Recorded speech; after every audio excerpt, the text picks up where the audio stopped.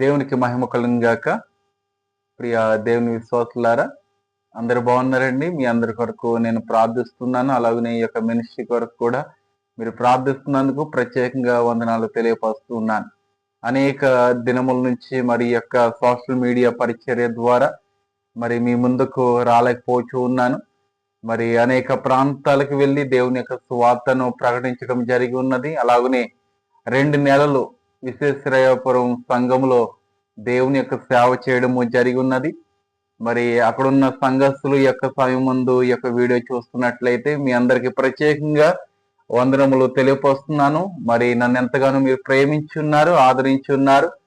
మరి మాకు ఎంతగానో సహకరించి ఈ యొక్క సేవా పరిచర్లో కూడా మీరు తోడుగా ఉన్నందుకు ప్రత్యేకంగా మీకు వందనాలు తెలియపరుస్తున్నాను. దేవుడు మీ యొక్క కుటుంబాలను దీవించి ఆశీర్వదించింది గాక. ఆమేన్.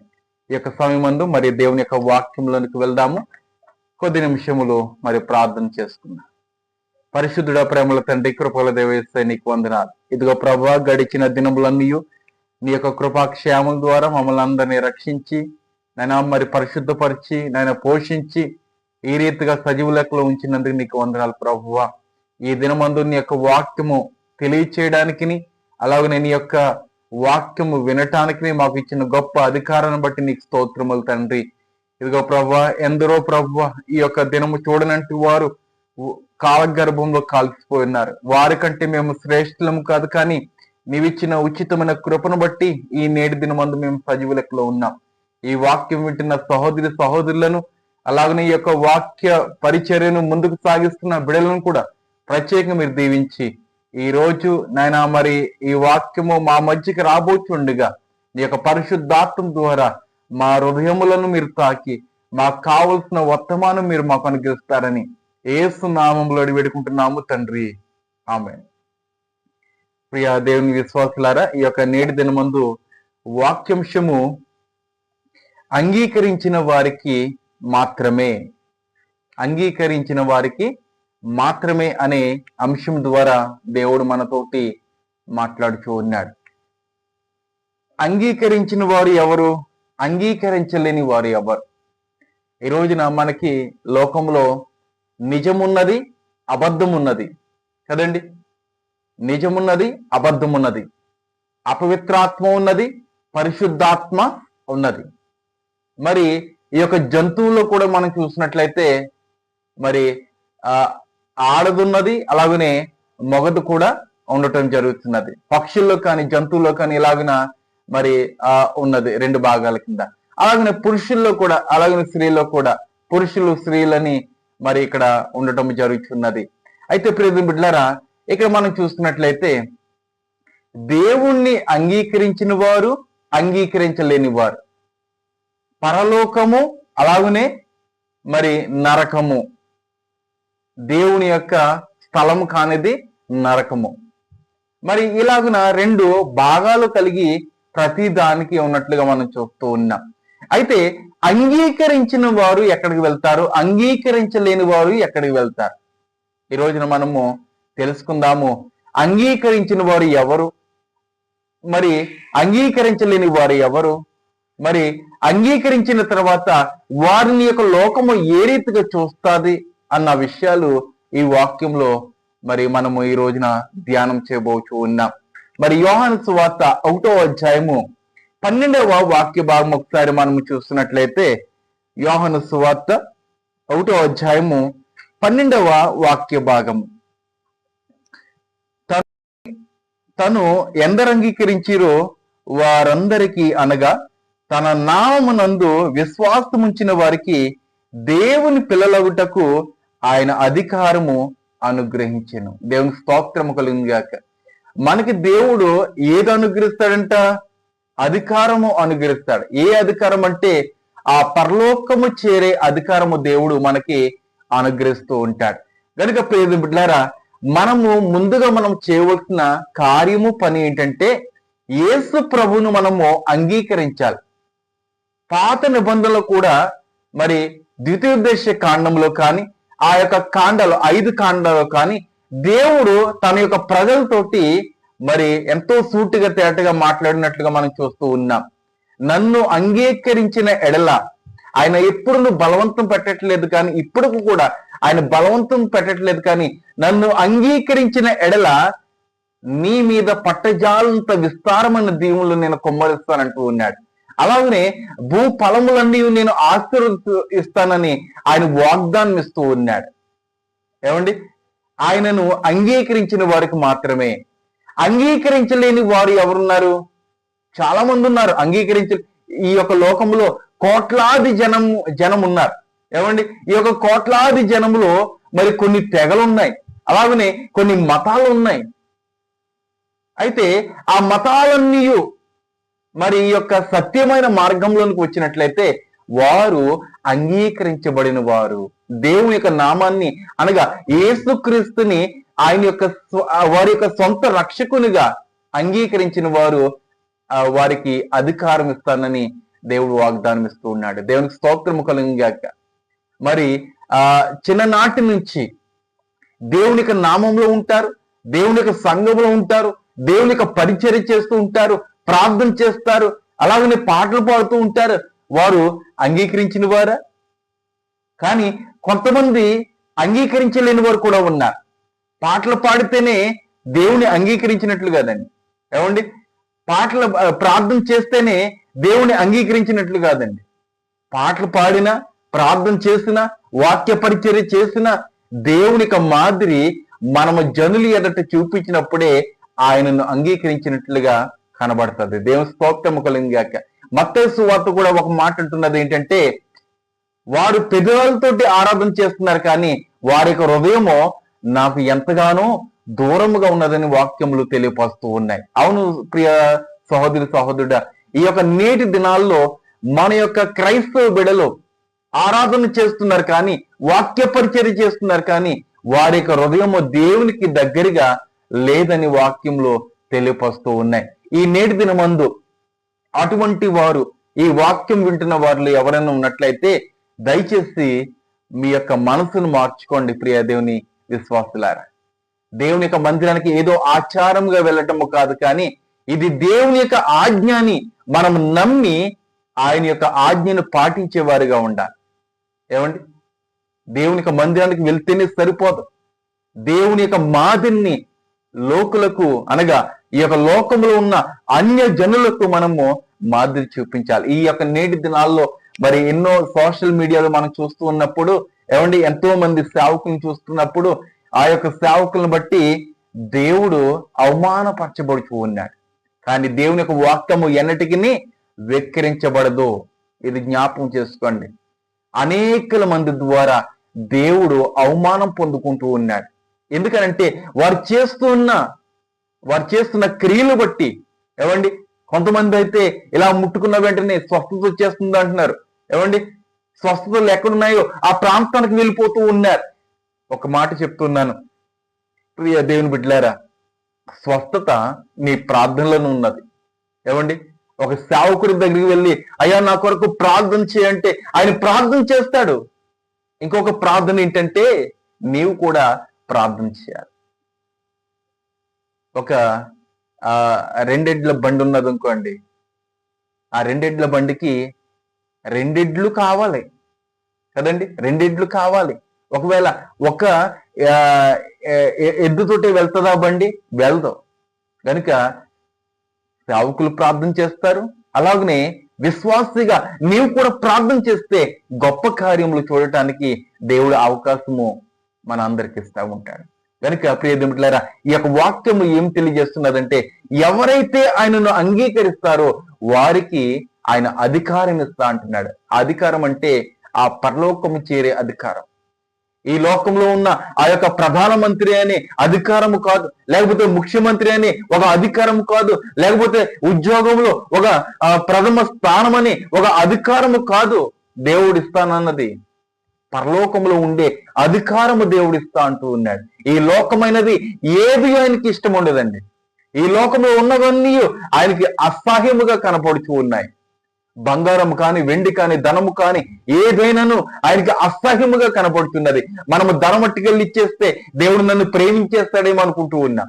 లేకపోతే దశమ భాగం ఇచ్చేస్తున్నట్లయితే దేవుడు నన్ను ప్రేమిస్తాడేమని మనం అనుకుంటూ ఉన్నాం. కానీ ఆయనకు ఇవ్వాల్సినది ఏంటంటే మన యొక్క హృదయము. మన యొక్క హృదయము ద్వారా ఆయనను మనము అంగీకరించాలి. సంపూర్ణముగా హృదయపూర్వకముగా మనము అంగీకరించాలి. పూర్ణ హృదయముతోటి, పూర్ణాత్మతోటి, పూర్ణ శక్తితో మనము దేవుణ్ణి ఆరాధించాలి. దేవుని మనము అంగీకరించాలి. అప్పుడే దేవునికి శక్తి మనలో ఉంటది. అలాగే దేవునికి అధికారము మనకి ఇవ్వబడతాది. దేవుని స్తోత్రము కలిగింది. పరలోక రాజ్యంలో ఉండాలని ప్రతి ఒక్కరికి ఆశ ఉంటుందండి. ఏమండి, ఆశ లేని వారు ఎవరో లేరు. పరలోక రాజ్యంలో ఉండాలని విశ్వాసం ఉంటుంది. అవిశ్వాసకు కూడా ఈ యొక్క నేటి కాలంలో ఒక సహోదరుని నేను కలిసినప్పుడు, మీరు క్రైస్తవులు కదా, మీకంటూ ఒక పరలోక రాజ్యం ఉన్నదంటే కదా, మరి మా కొరకు మీరు ప్రార్థన చేస్తారా అన్నప్పుడు, మేము ప్రార్థన చేస్తాం. ప్రార్థన ద్వారా వారు కూడా మరి ఆ దేవుడు నిజమైన దేవుడు అని వారు గ్రహించుకుని దేవుని యొక్క మందిరానికి వెళ్తూ ఉన్నారు. ఏమండి, ఇలాగున అనేకులను దేవుని వైపు మనము త్రిప్పినట్లయితే మన యొక్క ఆత్మ పదిలముగా ఉంటది. మన యొక్క ఆత్మ మరి రక్షింపబడుతుంది. అనేకులను మనం త్రిప్పాలి. ఈ యొక్క చివరి అంచె దినాల్లో మనము అనేకులను దేవుని వైపు మనం త్రిప్పాలండి.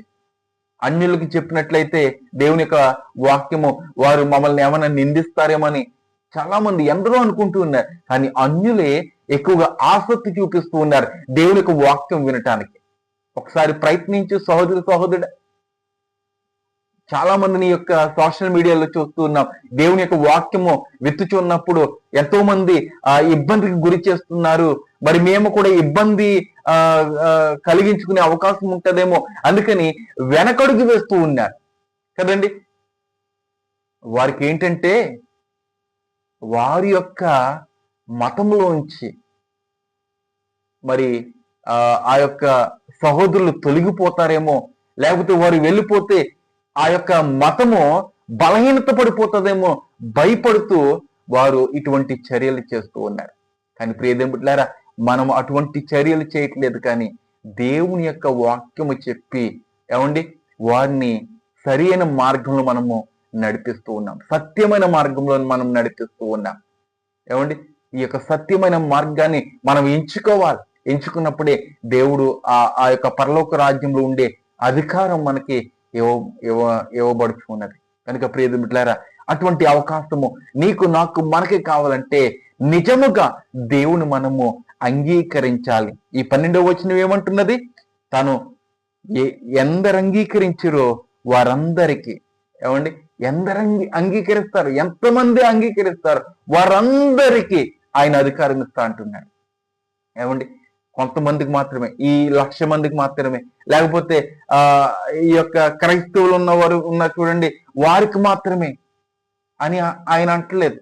ఎవరైతే ఆయనను అంగీకరిస్తారో, ముస్లిం నుంచి కానీ, లేకపోతే హైందవుల నుంచి కానీ, లేకపోతే సిక్కు మతం నుంచి కానీ, ఎవరైతే అంగీకరిస్తారో వారిని కూడా ఆ పరలోక రాజ్యంలో చేర్చుకుని అధికారము ఇవ్వడానికి ఆయన సంసిద్ధంగా ఉన్నాడు. ఆయనకి ఎటువంటి తారతమ్యం లేదండి.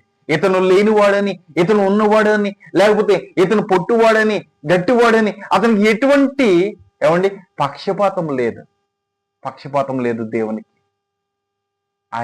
ఆయనను ఎందరు అంగీకరిస్తారో వారందరికీ దేవునికి అధికారం ఇవ్వాలని ఆయన ఆశపడుతూ ఉన్నాడు. ఆయన యొక్క పిల్లలుగా, కుమారులుగా, కుమార్తెలుగా మీరు ఉండాలని ఆశపడుతూ ఉన్నారా? ఈ నేటి దినమందే నీ యొక్క రక్షకుడు ఎవడు, నీ యొక్క విమోచకుడు ఎవరు అని గ్రహించుకుని నా ప్రాణానికి కవచముగా ఉండేవారు ఎవరని నీవు తెలుసుకొని ఆ యొక్క రక్షకుడి దగ్గరికి మనం వచ్చినట్లయితే, అనగా ఆ యేసు ప్రభు దగ్గరికి మనం వచ్చినట్లయితే మనకి చక్కటి అధికారము దేవుడు ఇస్తాడు. అలాగనే రోమీయులు రాసిన పత్రికలో కూడా ఒకసారి మనం చదువుతున్నట్లయితే, ఇక్కడ రోమీయులు 8వ అధ్యాయము 15 నుంచి 17 వచనాలు మనం చూస్తున్నట్లయితే, ఇక్కడ ఏలయనగా మరల భయపడుటకు మీరు దాస్యపు ఆత్మను పొందలేదు కానీ దత్తపుత్ర ఆత్మను పొందితిరి. దత్తపుత్ర ఆత్మను మీరు పొందితిరి అనగా దేవుని యొక్క ఆత్మ మీరు పొందితిరి. దాస్యపు ఆత్మ లేదు. ఇంకా ఆ దాస్యపు ఆత్మ నుంచి మిమ్మల్ని తొలగించాను, అనగా ఆ యొక్క సాతాను యొక్క ఆత్మ నుంచి మిమ్మల్ని తొలగించానని దేవుడు స్పష్టంగా ఈ వాక్యం ద్వారా మనకు తెలియపరుస్తూ ఉన్నాడు. దాస్యము అంటే శ్రమ, ఏమండి, కష్టము, బాధలు.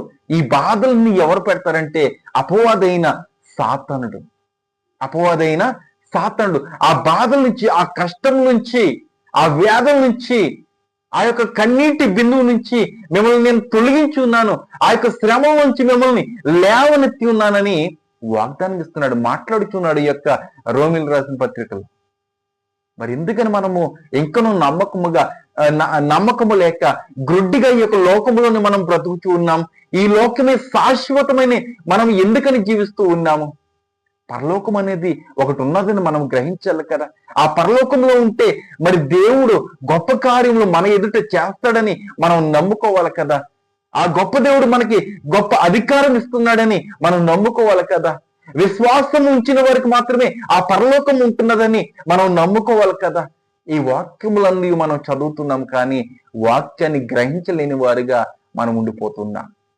అపోస్తుల కార్యాలు చివరి అధ్యాయంలో చివరి వచనాల్లో కూడా అపోస్తుడైన పౌలు చెప్తున్న మాట ఏంటంటే, వింటున్నారు కానీ గ్రహించట్లేదు, చూస్తున్నారు కానీ గ్రహించలేకపోతున్నారని ఆ వాక్యంలో ఆ యొక్క అపోస్తుడైన పౌలు వాపోచు ఉన్నాడు, బాధపడుచు ఉన్నాడు.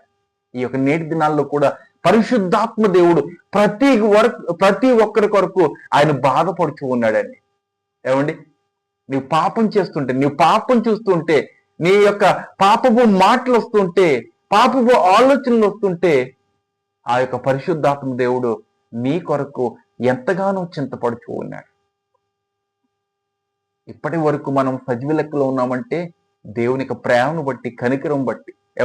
మన యొక్క శక్తి కాదు, మన యొక్క ధనము కాదు, మన యొక్క బలము కాదండి మనం సజీవ లెక్కలో ఉండేది. దేవుని యొక్క ప్రేమను బట్టి మనము సజీవ లెక్కలో ఉన్నామండి.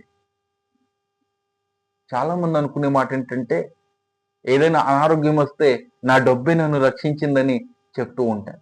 నీ డబ్బు ఎన్ని కోట్లు ఇచ్చినా నీ ప్రాణాన్ని రక్షించదు.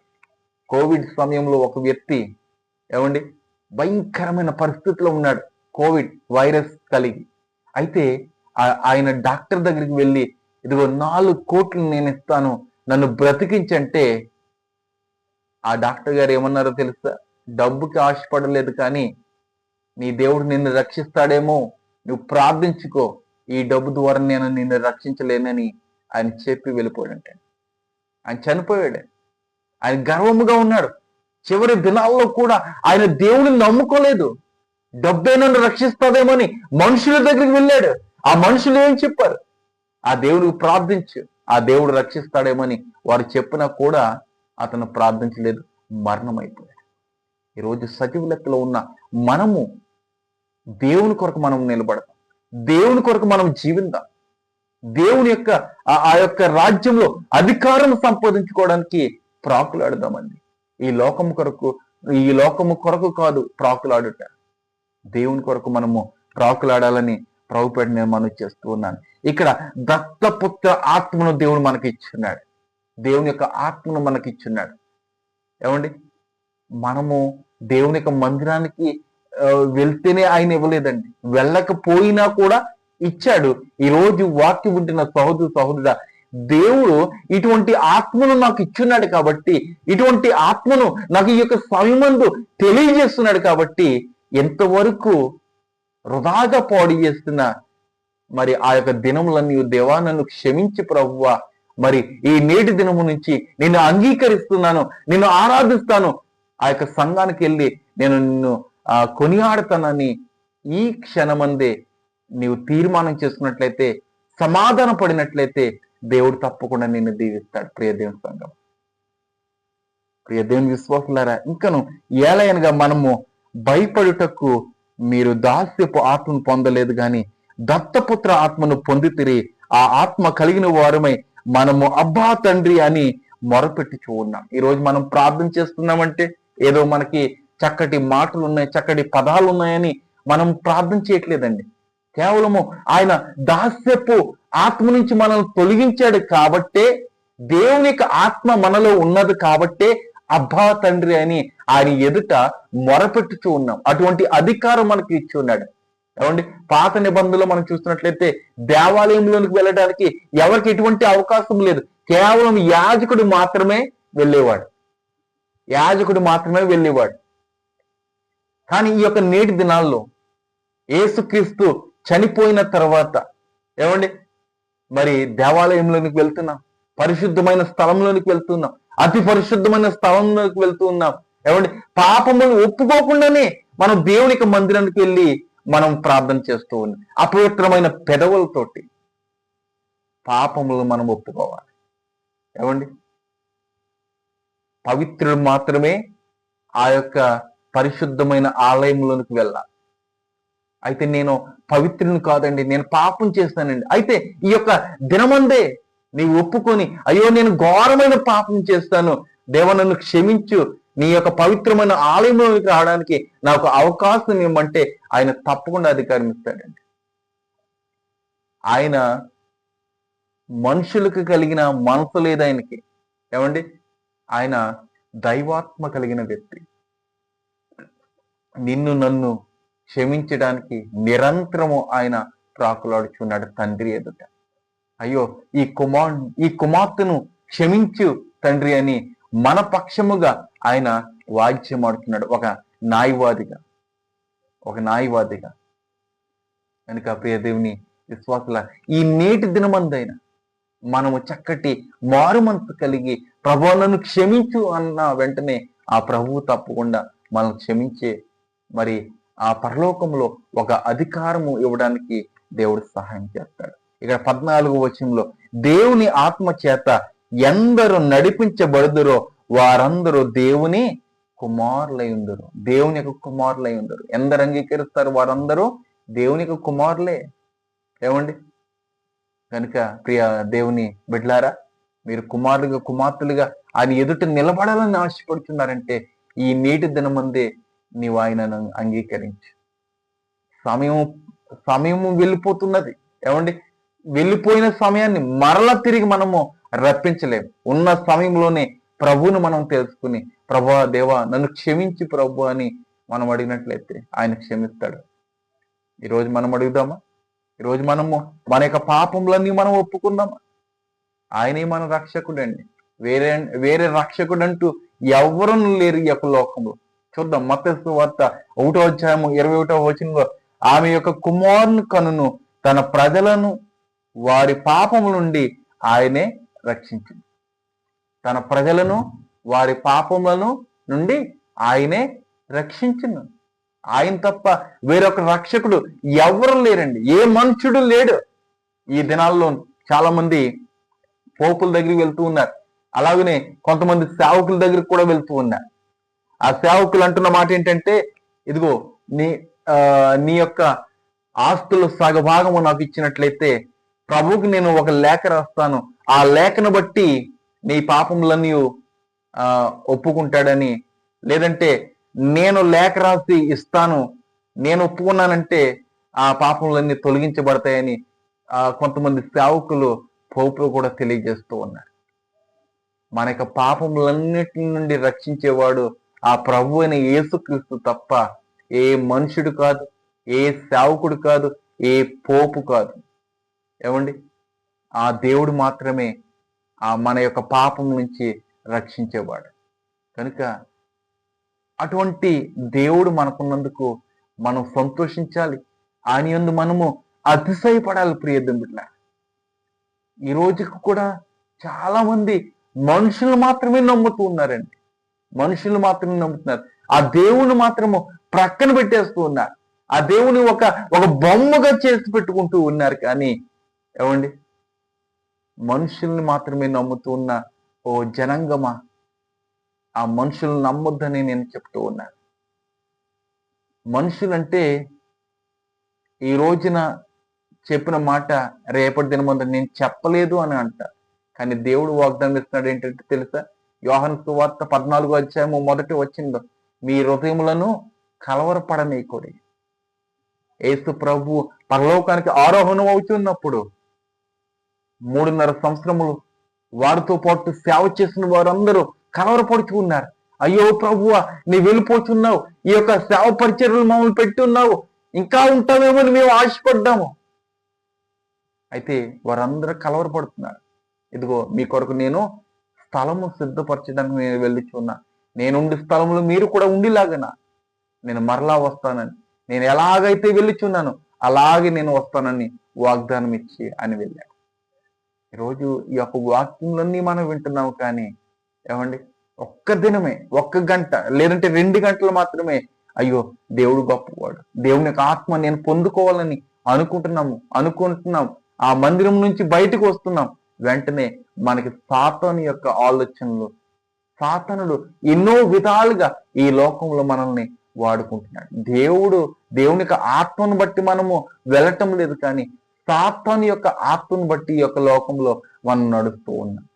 ఆయన ఒక మాట అంటున్నాడు, ప్రియదింపులారా, ఎందరైతే ఆయనను అంగీకరిస్తారో వారందరినీ ఆ ప్రభు చేర్చుకోవడానికి ఆయన సిద్ధముగా ఉన్నాడు. నీవు అంగీకరిస్తున్నావా? నీవు ఆలోచన చేస్తూ ఉన్నావా? ఆయనలో ఉండాలని, ఆయనలో బలపడాలని, ఆ పరలోక రాజ్యంలో 1000 దూతలతోటి గానం చేయాలని నీవు ఆశపడుతున్నావు. ప్రియ సహోదరి సహోదరుడా, ఈ నేటి దినమందే నీ హృదయాన్ని దేవునికి సమర్పించుకో.